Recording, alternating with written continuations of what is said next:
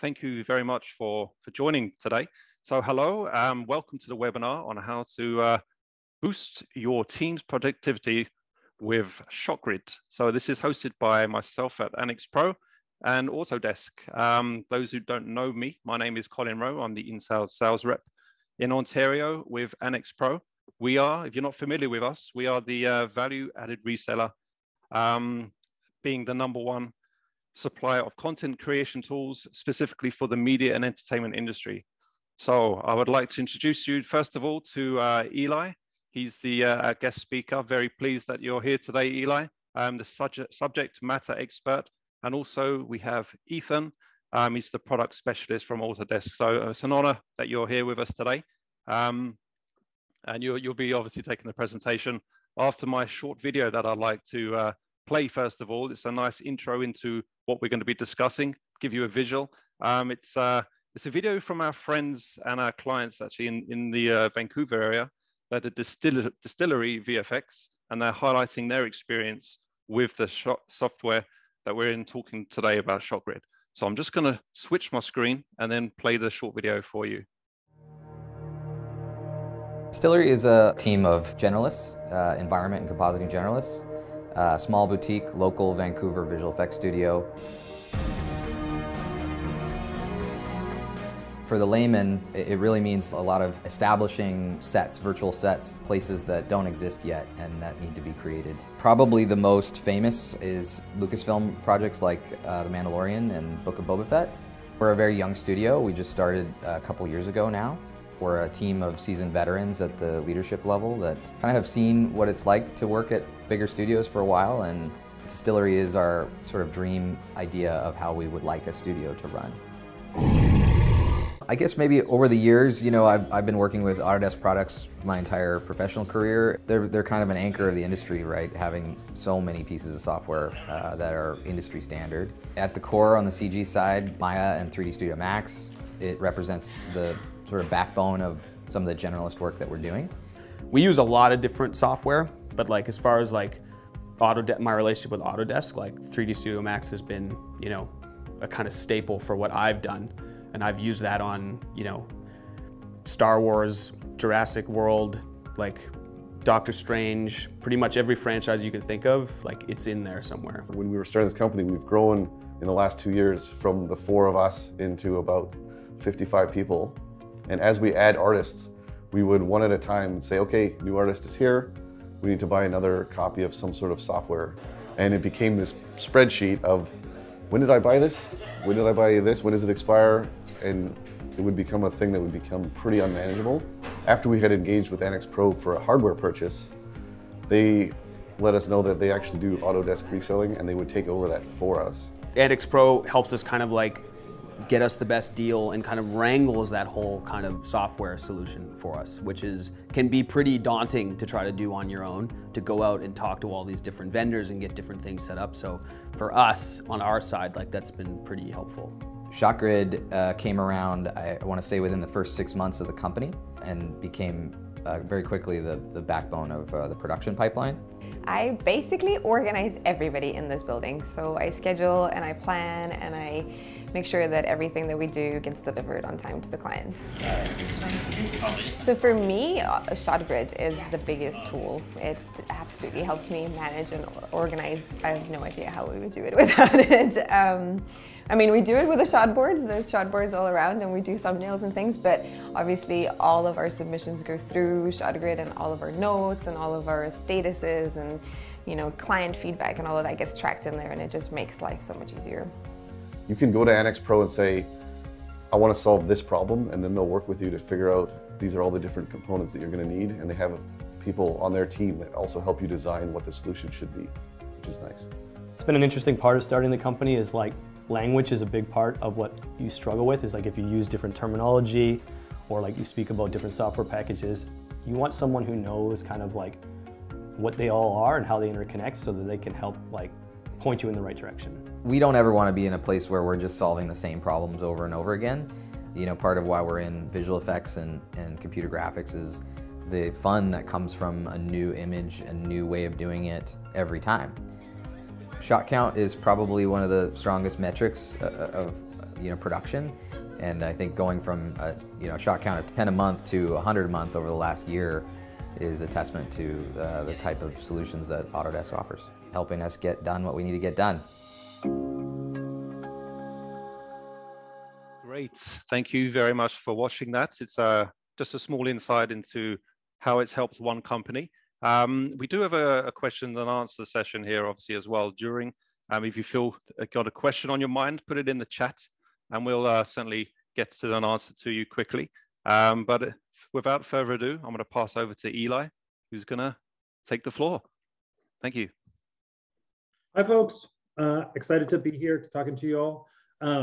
I try to keep these things a little bit interactive. I think it makes it a little bit more fun. So just to start it off, if you can find the chat and type into the chat just what your experience with ShotGrid is. Have you used it before? Have you never heard of it and you're curious about it? Do you know a little bit about it, but you want to know more? I'm just curious what folks' experience with ShotGrid is, and just type it into the chat, just like Murray and Laurel have done. And so while those answers are sort of funneling in, I will begin the presentation.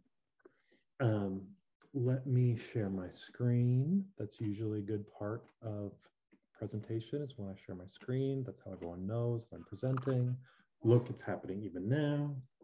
And let me just pull up the chat so I can see all those answers as they're coming in. So it looks like we've got a few different answers coming in here. We've got some people who've heard of it but never used it. And then we've got some people who are currently using it, but they want to know how to use it to be more effective. For some people, it's deeply integrated into their pipeline. And now we have some people who are not just saying what their experience is, but their opinion. That's helpful, but it can get complicated. That's true. Ethan is clarifying that ShotGrid is the new name for shotgun. So if you've used shotgun, you are using ShotGrid. If you're using ShotGrid, then you're using something that used to be called shotgun, but the software is not, and is not different at all. Folks who have a fair amount of experience, who have it pretty deeply embedded into your pipeline, this presentation is geared more towards folks who have heard of it but don't know very much about it. So a lot of this stuff might be a kind of review for you. That's fine. We will have a question and answer session, so you can ask whatever questions you want. Once we get to that section, don't feel like you're not included just because this beginning part of the presentation is more bringing everyone up to speed so everyone knows what ShotGrid is. So with that, we'll move right along. So here is what life looks like before ShotGrid. So if you don't have ShotGrid, you've got a project, you've got information going to a lot of different pieces of software. It's got in a lot of different formats. You've got information going in different directions all at the same time. This can work if you are working on a small project, but as soon as you have larger projects or multiple projects running at the same time, this turns into a big mess. So this is the problem that ShotGrid is hoping to solve. The idea is that ShotGrid is a hub of information. So it's a communication tool, it's a collaboration tool, it's a place where the information from all these different sources, all these different departments, all these different pieces of software can all get stored in one place, so that when you want to know what's going on in your project or in your many projects, you only have one place to look. You don't have to search through different channels of information, look for an email thread, look in multiple databases. You've got one place to look for all that information in one place. ShotGrid has a few different experiences that all make up the tool. They're all drawing on the same underlying database, however. So whether you're doing production management or vendor communication, no matter which aspect of this you're working with, you're always drawing on the same underlying database. It's just serving up that information in order to optimize for particular types of activities. So I'm going to take you through each of these one at a time. We're going to move pretty quickly. We're just going to give you a very general overview, but I'm hoping that you'll ask questions and let me know the areas where you want to really dive in a little bit deeper, and we can talk more about those particular things. So we'll start with production management, because this is often where you'll start when you're using ShotGrid. So Here we've got several projects. This is ShotGrid. It's a web-based tool. So what you're looking at here is inside of Chrome or Firefox. I can click into the Dreadnoughts project. I can look at all the different options up at the top: sequences, shot, tasks, notes. These are all different things that I can look at in this particular project. This is just very basically what the UI for ShotGrid looks like. It's also good to keep in mind that all of this is customizable. You can see that there's all these different widgets up on this screen. There's something that says 105 days till deadline. There's something that says project crew. All of these are able to be set up and customized by you, where they appear on the screen, what type of information is showing. ShotGrid in general has a ton of information in it. And so we try to give you as much control as possible on what of that information you're looking at and how that information is portrayed. So let's dig a little bit deeper into one particular asset. So we're calling this asset Dreadnought. It's a little flight machine. And you can see that we've got all these different tabs showing different kinds of information. The activity tab looks a lot like a Facebook feed. So it's showing you everything that happens on this asset in order. I can go in here and type a note to whoever's working on this. How's the texture coming along, Desi? And then that person immediately gets that note and can respond. I'm now switching into just a different color mode. This is just the daytime mode instead of nighttime mode. You can see that there's tasks on the right-hand side and followers. Followers get updates on everything that happens in this asset. Now we're checking out tasks. So this is the schedule. This is where you see who's assigned, and then you see who's assigned for review as well. When that thing is due, how many days it's scheduled to be worked on. I can change the schedule right here just by updating it live inside of this Gantt chart. And I can even grab and drag and drop this on the Gantt chart over on the right-hand side. So this allows me to really dig in deep on exactly what's going on with a schedule. These schedules are created through templates, so I can very quickly create a schedule for a lot of assets all at once. And then once I've created that basic schedule for a lot of assets very quickly, I can make small adjustments to each individual task as things progress. One of the places where ShotGrid really shines is in tracking the project as things change. So once you actually are working on a project, those due dates often shift and change a lot. And that's the kind of information that you really want to be able to share with the rest of your team. And that can be hard when you've got, hundreds of assets all moving at the same time in multiple different projects. So keeping all of these due dates in one place where they're visually available with the ability to follow and get updates back from the database, that's one of the ways that ShotGrid really helps the team to stay collaborative and stay communicating. Any questions about the stuff that I've shown so far? Feel free to type questions into the chat. If there's no questions, I'll jump ahead into creative collaboration. Excuse me. Creative collaboration is what we call the review process. So the review process is really at the heart of most studios of what you do. If stuff isn't being reviewed and approved, then the work's not getting done. So if you can speed up your review process, you can usually increase the productivity and increase the efficiency of your studio as a whole. So here we have something we call Shotgrid Create. It's where we can see all of the tasks that are available, and then we can even launch Maya directly from one of those tasks. We can also see all the reviews that are available. We can look at a review directly inside of Shotgrid Create.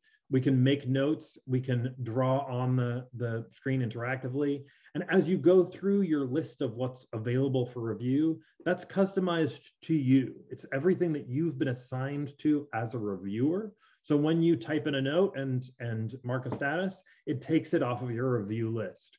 So for folks who one of their primary functions in the studio is to just get through those reviews, this is a really, really helpful tool that just allows you to really see exactly what is needed to work on immediately, to try to get through that queue of reviews, and then see when new things get submitted by anyone who's working on a task that you're assigned to as reviewer. So you can have multiple reviewers, you can have a lot of different ways to set up, again, the information, a lot of different ways to customize it for exactly the way that your studio works. Let's also dig in a little bit to when I'm an artist and I get a note back, I then can submit my new version, and immediately that goes in for review. So I don't have to then send an email to say, hey, I also would like you to review this. It immediately sets that up for you. I can open directly in Maya. So you can see here, I'm using the Shotgun Publish tool inside of Maya. I've got a Shotgun panel over on the right-hand side. So these are all tools, the Shotgrid Loader, the Shotgrid panel, that are available inside of Maya. You're not having to switch back and forth between Shotgrid in your browser and then using your tool in Maya. These integrations are not only available in Maya, they're available in Max, they're available in Nuke, they're available in Photoshop. We have a variety of integrations, and I'll talk more about those later in the presentation. But the key thing here is that an artist who's Laurel is asking about Cinema 4D. We do not have an integration with Cinema 4D, Laurel. But the artist can very quickly create work, submit it for review, get notes back from that review, go in, address those notes, all while staying inside of Maya or 3ds Max or Photoshop, wherever they're working. Also, if you're using a tool like Cinema 4D, where we don't have the integration to have the Shotgrid Loader or the Shotgrid panel come up inside the tool, you're still able to submit that work directly into Shotgrid for review using the Shotgrid Publisher. I'll jump into that tool a little bit later in the presentation. But for now, I just want to show you how it's possible to do your work inside of Maya and push it out. Tony's asking, does it work with all versions of Maya? That's probably more technical than I'm going to get into in this presentation. For the purposes of this presentation, I'll say yes, but there probably are a couple of exceptions that we might have to dig into. Any other questions about the review process or creative collaboration? Or any questions about elocution? I also can answer those. So now let's talk about client and vendor communication. So in client and vendor communication, this is where you need to follow along with review in the middle of a session with a client. So on this screen, what we're looking at is something we call the Review Notes app. So imagine that you're a coordinator, you're sitting in a theater, that you're getting notes, or sitting on a Zoom call, and you're getting notes back from a client on a long playlist.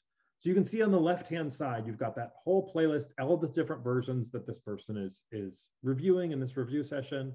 And you have to take notes on all of these so that you get all these notes down. On the right-hand side, though, you can see you have more information about the particular thing you're taking notes on in that moment. So often a coordinator who's in a review session is asked to have a lot of information about previous reviews, previous notes, previous versions. So all that information is available on one panel, and then the entire playlist is available on the other so that you can skip around. You don't have to go in order. This is a major, major tool for production when they're in the review process using Shotgrid. When these notes then go out in an email out to whoever you decide that you want to send those notes out to. You can even hold the notes and set them up to be reviewed by someone else in the studio before you send them out. Sometimes the coordinator isn't the last person who needs to look at that email of notes before they go out to artists. So this is a key tool that's used in our review process and in our communication during reviews with people outside the studio, like clients. We also may want to share visual information with someone who doesn't have access to the Shotgrid site. So we use something we call the client review site. So the client review allows you to take a single playlist and push it out to someone outside of the studio. So you're going to do that by sharing that with them via their email, not via their Shotgrid login, because they might not have access to your Shotgrid site if they're a client or a vendor. So when you're sharing that playlist with them, they're then going to get their own link through their email, and then they'll enter in through the client review portal. So this is an area where they can only see that one playlist that you've shared with them. They can leave notes on that playlist, but those notes don't go directly back to the artist. Those notes are going to go back to the person who sent them that playlist for review, in case those notes might need some kind of interpretation before they're sent on to the artist who actually has to do that work. Does anyone have any questions about the stuff that I've just showed you here as far as client communication, vendor communication, some of the review tools that we've dug into here?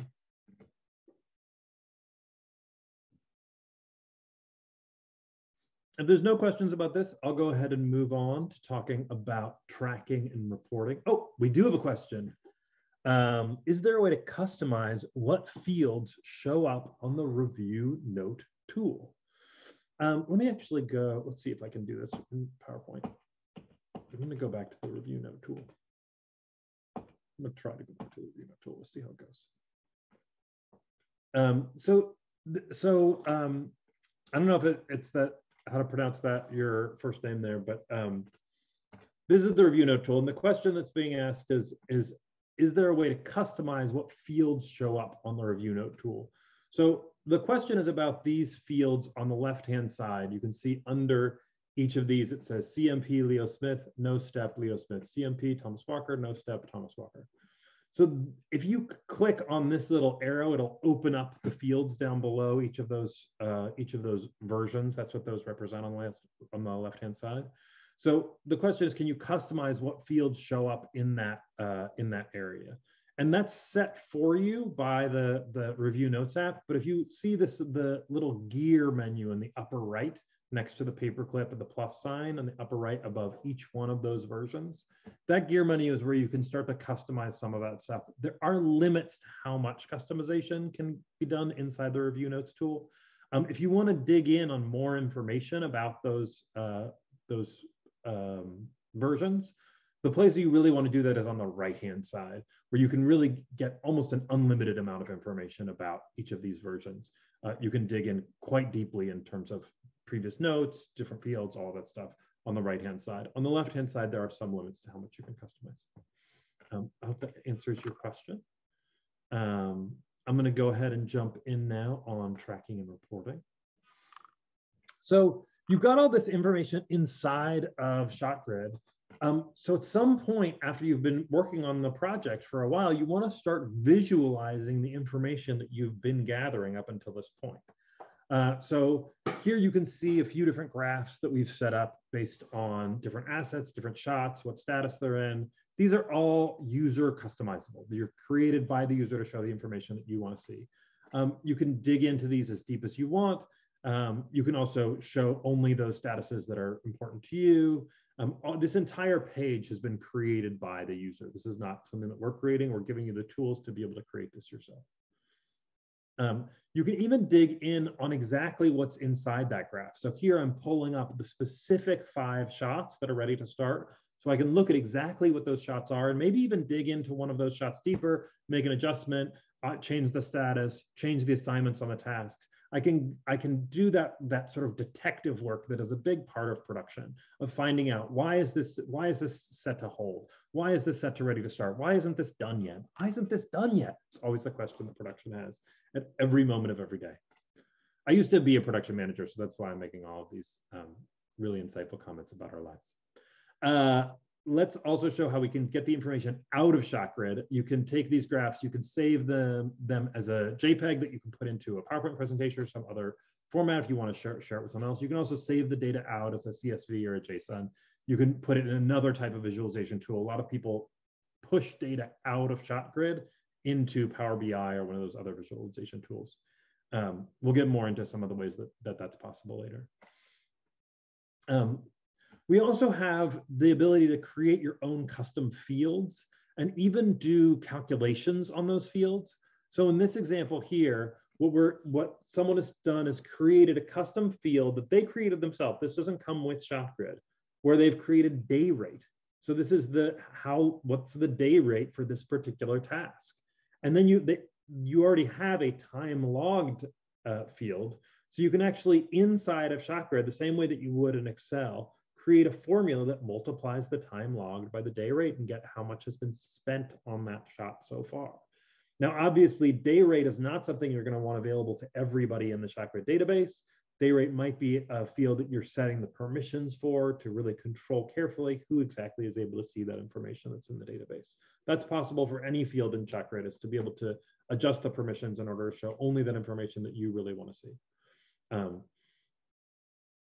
let's move on and talk a little bit about some of the other kinds of pages that you can create inside of ShotGrid. So these, I'm showing you now how you can create your own custom dashboard. I've talked about this a few times because I think this is a really, really important part of what makes ShotGrid powerful, is the ability to create these custom dashboards. So you can see here, we've got the producer dashboard, the comp lead dashboard. We have a dashboard that's particularly geared towards what the outsource manager might want to see, what the vendor animation deadline is. So each one of these dashboards is geared toward a different type of person. And that person can go and look at exactly what they need to see. And they can also go to the dashboard for one of the other people. So I could be the outsource manager, but I can also look at what the comp lead dashboard shows. Jacinta's asking if we can export some of our dashboard views for reference. So one of the things that comes with ShotGrid when you set up a new site is it comes with a, what do we call it? It's like a test project. I forget the name of it in the tool, but it's essentially a reference project that comes inside of your version of ShotGrid. And so it will have its own canvas pages. It'll have its own fake data in it. One of the hard things when you're trying to first learn how to use ShotGrid is that you need data in it in order to try some of this stuff out. So that's why we provide these sample projects, that's the word I was looking for. We provide these sample projects with every single site. So when you sign up for a ShotGrid site, you'll have sample projects inside it with their own dashboards, its own data, so you can try some of this stuff. And we're always happy to help as well when it's time for you to get your ShotGrid site set up for the first time. That's one of the main things that I personally do. It's part of my job is setting up ShotGrid sites. Let's talk a little bit about resource planning. So resource planning is something that you're doing before the show starts, or you're doing it as you're balancing your people between multiple different shows. So you can see here, we've got charts that show how much people have been assigned to work, and then how much work there is that needs to be done. The red means that someone has been overtasked. The blue means that someone has not quite enough work to do. So you can see all that blue on the left-hand side is before the project started. And then you can see that this Michelle Hall is actually overtasked this whole week. So the idea is that you use resource planning to sort of balance that out, make sure that everybody has enough work to do and nobody has more work than they're going to be able to get done. And you're doing that for the entire studio. So you've got this idea of capacity and workload that are balancing against each other. You always want your capacity to be greater than your workload, otherwise you're not going to hit your deadlines. So you want that purple line to be above the orange, but pretty close to it as much as possible. And then you can dig in specific information by department. Like everything in ShotGrid, or at least resource planning tools allow you to filter by the specific information that you want to see. And then let's show how you can really dig into with resource planning and start talking about specific people. So we've got Dawn and Eileen, and Eileen has too much work and Dawn has too little. So we're going to just reassign one of Eileen's tasks to Dawn. And then when we go back into the resource planning tool, you'll see that we've balanced those out so that now they're neither blue nor red. They both have an appropriate amount of work for the amount of capacity that they have. So this is the most granular level of the resource planning tool. Like most things in ShotGrid, you can zoom way wide and see what's going on with the whole project or with the whole studio. And then you can also zoom down to a specific task, a specific person, because all of that capacity for the whole studio is made up of those little tasks. That's the work of production, is to make those adjustments and balance all of that out. A lot of this work is done project by project or department by department. So it's important to be able to look at these sort of resource heat maps per project and per department so that you can divide those up and start to see where, for example, if you look at the layout tasks for this particular project, you can see that the layout tasks are way, way overtasked August 16th. So you can see that maybe the layout team is actually leaving too early, and we need to make sure that they all stay on this project for another week. So that could affect other projects. It could affect contracts. You know, it's a really important thing to know. And as far in advance as you can get that information, the better. So that's the reason that we use tools like this to say, hey, looks like we're going to need another week of keeping our layout artists on this project. And then everybody can start to make the adjustments that need to be made for the studio. Does anyone have any questions about the tracking and reporting tools and resource planning? Is there a non-web-based application of this tool for studios with strict confidentiality protocols? Strict confidentiality protocols is all of the studios. We don't actually work with any studios that don't have strict confidentiality protocols. They're all using the web-based application of this tool. We have in the past offered a local install version of this tool where you're holding the servers on site. We no longer offer that for ShotGrid. And one of the main reasons that we stopped offering that is because, in our opinion, it actually is a compromise for security rather than an increase of security. Because no matter whether you have the servers on your site or whether we have the servers on our site, those servers are being accessed by computers. So whether it's just a matter of where those servers are hosted. So we feel like we can offer more consistent security and a more consistent experience if we're all hosting all of our ShotGrid servers in the same place. So that's how the tool is offered now. We don't have a local install option anymore. TPN allows ShotGrid access via whitelist on firewall, says Mark Pinder. Mark's referring to the Trusted Partner Network, which evaluates what security is acceptable for use in production. So there's additional measures that you can take in order to limit who can access your ShotGrid site. Two-factor authentication is one. Setting whitelists for which IPs are able to access the site. There's a whole series of additional security measures that you can take that probably offer a lot more protection than just putting the server in your building. This can include things that prevent artists from accessing the internet at large, or protect the internet at large from accessing your ShotGrid site, while still being able to access ShotGrid as a web-based tool. Let's talk a little bit about my favorite topic, which is automation. ShotGrid automation. For me, this is where ShotGrid really starts to show its power. Once you've got all this data in this database and you start making automated processes spin off from it, that's where you can really start to increase efficiency. You can start to take those tasks that are sort of mindless tasks and make them no longer human-based, so that they happen automatically. And that way you can keep your humans working on things that humans are good at, like creating artistic quality and that type of thing, and not renaming hundreds of files or trying to figure out where a particular file is or copying a file from one folder to another. This is not the creative work that you want your artists working on. We have two APIs for ShotGrid, the Python API and the REST API.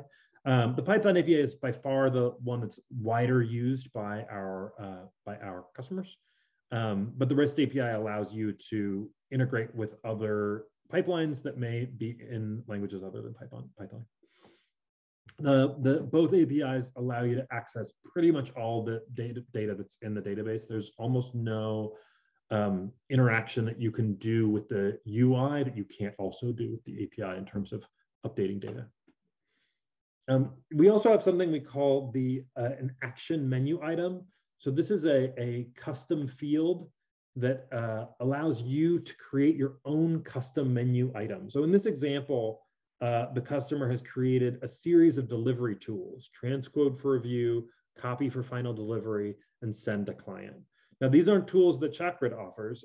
What ShotGrid offers is the ability for you to create your own custom menu item and then trigger your own script that you've created that does whatever this is. So transcode for review, you know what that tool needs to do. You can build that tool, but the menu for it can be baked inside of ShotGrid. We also have our plug and play integrations. So these I was hinting at earlier: 3ds Max, Maya, Flame, Nuke, Unreal, Unity, Houdini, Photoshop, After Effects, and I've forgotten what that Splat logo was. This is always a test for me, is that it's name the logos game for Eli. But these all have the full integration with ShotGrid, with the shotgun panel, with the shotgun loader. All those tools are available here. You can also create your own custom integrations. So for example, we had one game studio who has their own in-house game engine, and they wanted to create a shotgun integration with it. So they just created the integration layer between ShotGrid and their game engine, and then all of the tools that we've created, the loader, the publisher, the ShotGrid panel, they all worked inside of their homegrown game engine. We also have the desktop publisher. This means that literally anything that you can save a file for, you can also publish into ShotGrid. So you can literally just drag that file directly onto the publisher. Once you drag it onto the publisher, it gives you options for exactly how you want to publish. If you want to send it in for review, as well as registering the file. The desktop publisher is just a flexible tool that makes sure that whatever your pipeline is, whatever files are in your pipeline, you can register them inside of ShotGrid and keep track of your work that way. We're reaching the end of this portion of the presentation.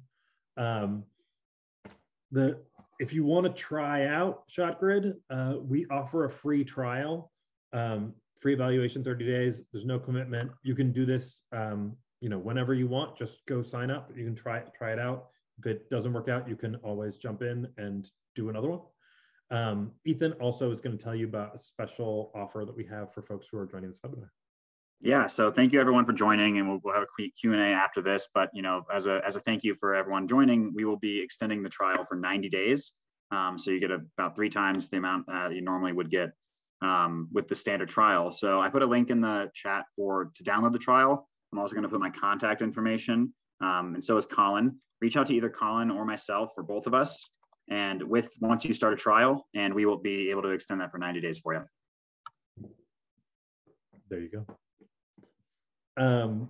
The trial is fully functional. It's fully featured. It doesn't have there's no limitations on the trial other than the 30-day time limitation.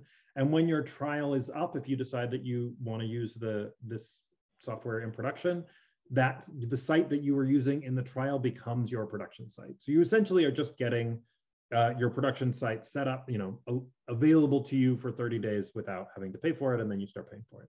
Just to clarify what the trial is. It's not limited in any way. So that is the information that I have for you in my prepared notes.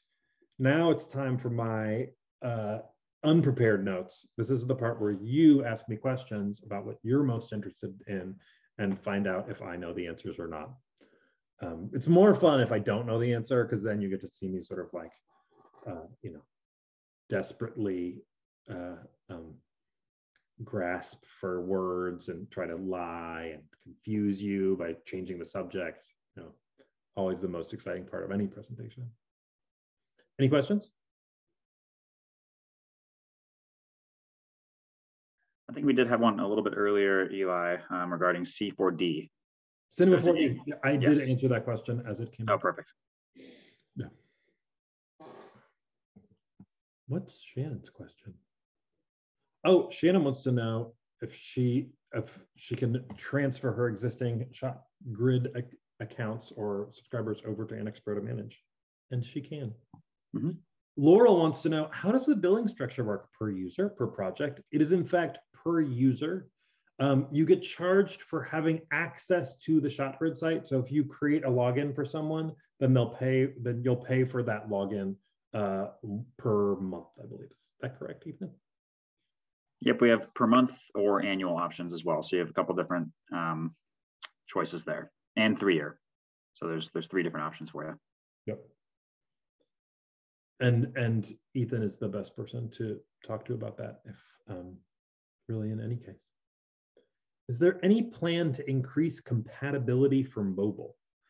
There is no plan to increase compatibility for mobile at this time. We tried doing that at times in the past, and it didn't go very well. So I think that we're really focusing on our desktop experience rather than trying to bifurcate our code at this time. I'm sure that that will change in the future, but it's not what we're working on right now. We have two people who both asked that same question. Well, I will be reporting back to the product team that there's a lot of interest in the mobile experience and the mobile app.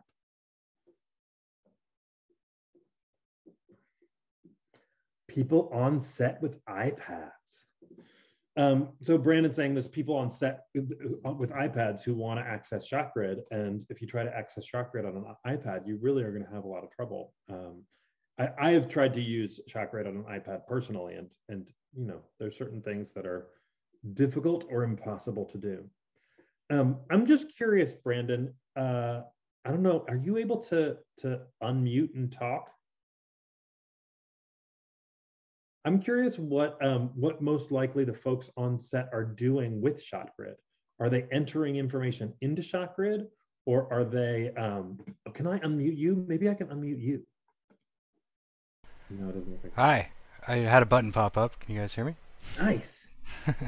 Yeah, are they entering in information, or are they getting information out of ShotGrid more often than not? Mostly it's to give them their usual review experience while they're on set.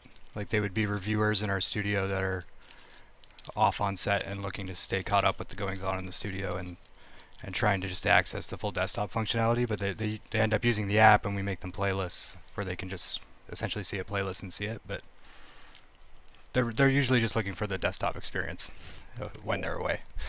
So, but what you're saying is that the people who are on set are often the same people who need to review the work that's being done in the studio at home. Yeah, so that's right. To do those reviews on set without having to rush and find a computer somewhere. Exactly.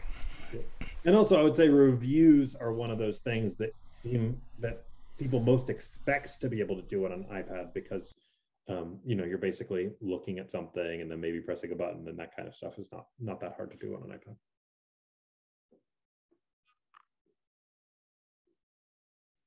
Thank you, Brandon, for joining the conversation. It makes it much more exciting for me than just blathering on over that PowerPoint presentation, which is always good and yet not as exciting as hearing from you guys. Caitlin is asking, with the ShotGrid rebrand, I noticed card view on the versions entry has gone away. Is there any way to bring that back? Versions entity, yes.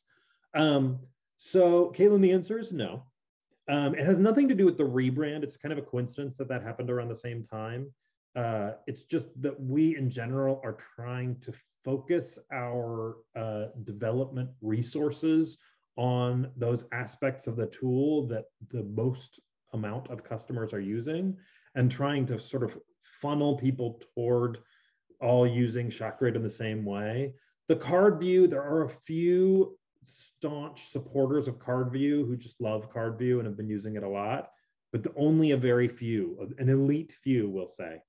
And those elite few are disappointed by the fact that card view is gone and is not returning. I know that's not the answer that you wanted, but to take notes outside of ShotNotes app. That is a perfectly reasonable reason for card view, and yet it is gone. I have no good news for you in that regard. Kenny Polonsky says, since the rebranding, are there plans to eventually force URL name changes to ShotGrid? Do we know when, if the API will be changed to use the ShotGrid name as opposed to Shotgun? Well, this is a good question, Kenny. Basically, we don't want to do that. We might do it someday because we have to, and because we've changed the name, and everyone's gonna be like, what's Shotgun? And we don't know what that is. But there's so many people who are using the API who have code that depends on, you know, the word Shotgun. The priority of just changing the name, it just doesn't seem like there's enough benefit to our users to force them to go through the intense investment that it would take to go update all of their calls to the Shotgun method to be calls to the ShotGrid method. Basically, we're gonna delay as long as possible, and that's also true with URLs. If we do eventually decide that we're gonna change URLs, we will be giving you so much notice and communicating to you so much about it. I'm sure you'll communicate to us about it too, that you would prefer that we left them alone. But there's no plans to do that in the near future. No plans that I know of at all, actually. But I'm sure eventually it will go on the roadmap. Oh, and Kenny's very happy with that news. Well, I feel great giving Kenny good news since I had to give Caitlin bad news. Guess that's just the way it goes over here in ShotGrid worlds. Good news and bad news every day. Any other questions? It seems like it's taken care of. Oh, wait, there's one more. Oh, it's Ethan. No, it's all good. Thank you very much, Eli and Ethan. It's that was a great insight, and hopefully it's helped a lot of our customers who've joined today. So I'd like to take that time to say thank you for joining and for giving a bit of your time. If anyone does want a deeper dive into this or got any questions, feel free to reach out to anyone at Annex Pro, and we'll be very happy to help. All right. Thank you very much. Thank you, Colin, for inviting us to come. Thank you. Bye-bye. Everybody. Thanks, everybody.